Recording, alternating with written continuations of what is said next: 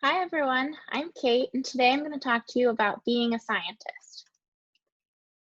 So a little about me, I'm a PhD student in the metabolic biology program at UC Berkeley, so I'm in my 5th year.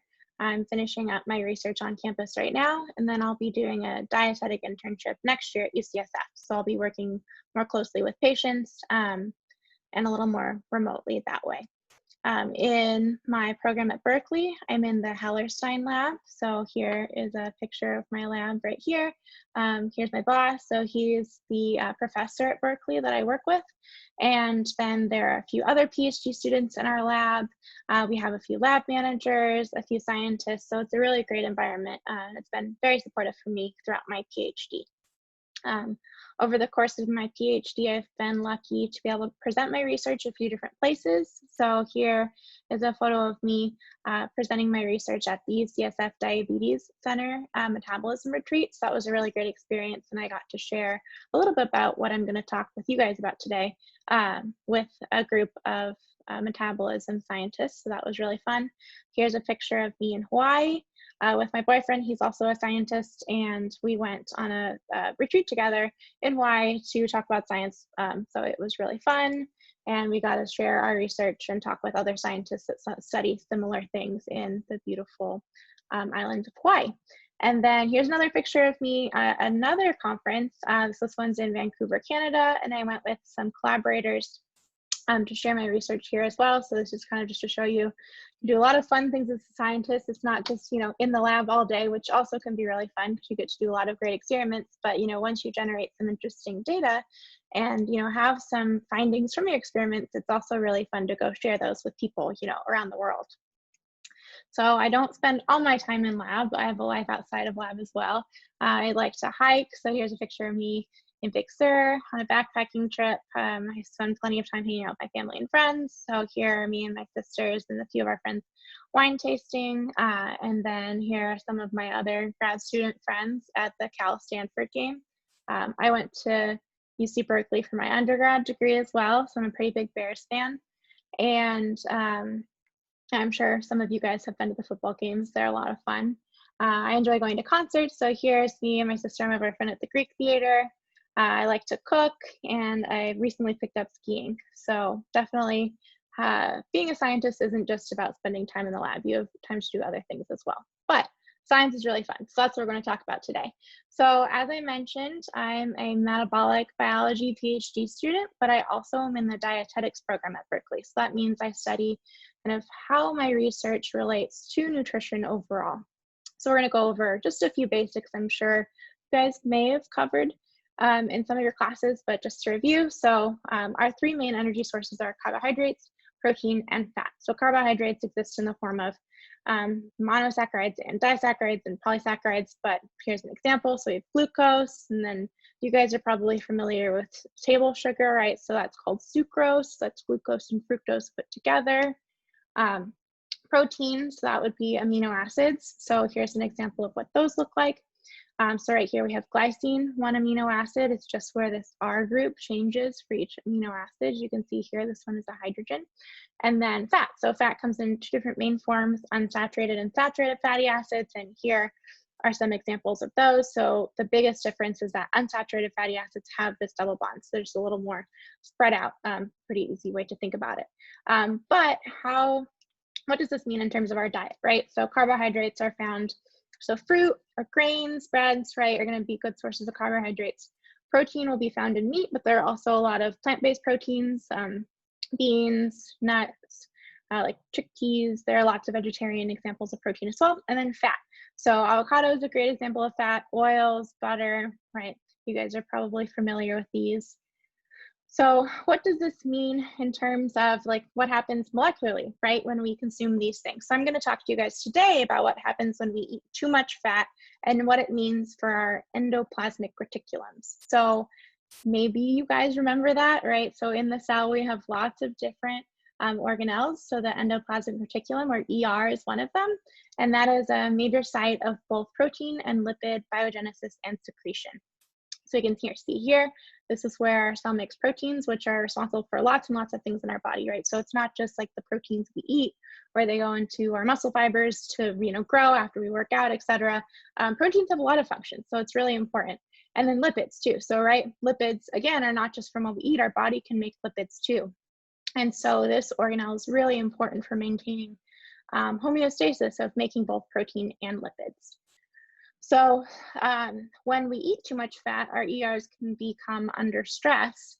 And with this stress, we can see morphological changes. So for example, when I study this in the context of mice, so all my research is done in mice. So when mice eat too much fat, their ERs, which may look like this to start to stretch and take on different unusual shapes.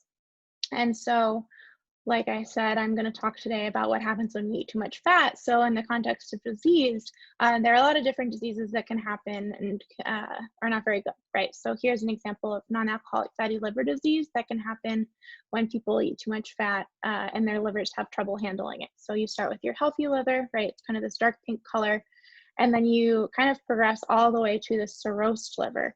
And so cirrhosis can happen from drinking too much alcohol, but can also happen from eating an unhealthy diet. So this cirrhosed liver is an example of what happens when someone eats too much fat, for a long, long time. And so yeah, excess lipids present in fatty liver disease may exacerbate ER stress. So I'm going to kind of talk about today at the molecular level what might be going on and why this disease might be progressing in the context of the endoplasmic reticulum. So what I do, again, I said I study in mice, right? So I treat my mice with a drug that's supposed to mimic this response. So like I said, if we eat too much fat, our ERs might be under stress. So I use a drug, it's called tunicamycin, to mimic this. So this is my working model. I'm sure you guys have gone over this in your science classes before, but a model is what scientists use to study things that are a little more complicated. Maybe we can't study in humans, right? I can't do this experiment in humans. It wouldn't be very ethical. So I use mice. And so what I do is I give them, either I give my mice a control or I give them my drug to initiate ER stress. And then I specifically am looking at their livers since I'm interested in this ER stress in the context of fatty liver disease.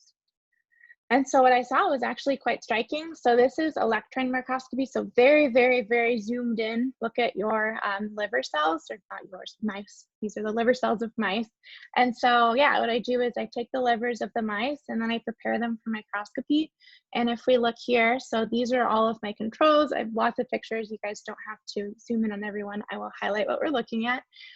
So we can see here, this would be the example of the control kind of healthy ER. We see the endoplasmic reticulum are stacked like they should be. But when we look over here, if you can just compare, you can see all these little lines right here, right? But when we look over at this treated side, we see kind of a lack of those little lines that are all stacked up together, which would indicate a healthy ER. We instead see these almost like cobblestone or bubble-looking ERs, which probably are not going to be as good at making lipids and making proteins, right, that we need for our body to maintain homeostasis. So this is quite striking result that I was really excited to see, because yeah, there's a big change going on here, and it definitely is going to interrupt the health of these liver cells. And so I was curious, what happens when these liver cells, the ERs of these liver cells, are not, morphologically healthy, or morphologically the same as they would have been, right? So I wanted to measure lipid synthesis. So again, I said the ER is the site of lipid synthesis.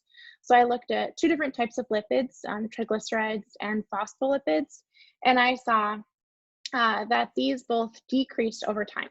And so I did this experiment over 3 days, and at 2 and 3 days of both of these different lipid species, we see a decrease. So the teal right here are the tunicamycin or ER stressed mice. And so we can see a decline in the ability of these mice's endoplasmic reticulums to make lipids, right, which we need to maintain normal homeostasis. And so something that I also wanted to point out is the mice change in their feeding behavior, right? So these aren't really healthy mice. This ER stress is not healthy for the animals.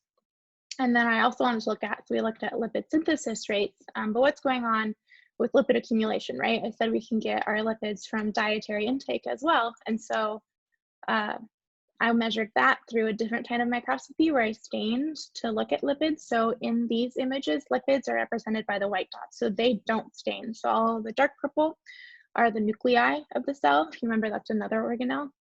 And then all of the places where it's not staining are the white. So we can see here in these tunica mice and treated or ER stressed mice, after 2 days of treatment, we see a pretty substantial amount of lipid accumulation, right? And we compare to control, we don't see that. So that was quite striking. So even though the lipid is not being made newly, as I showed in the last slide, these livers are still accumulating lipid. And so just to summarize, I'm interested in the ER stress from the context of fatty liver disease, right? And so we did see decline in lipid synthesis. However, we saw these striking changes in ER morphology and increased lipid accumulation. So that was really interesting to me. And I obviously was pretty excited to see that because it's a very striking change. And it might indicate that, yeah, livers under ER stress might not be as great of maintaining homeostasis, might be more susceptible to developing fatty liver disease. So with that, I'm excited to talk to you guys and take any questions you have at our question session later on.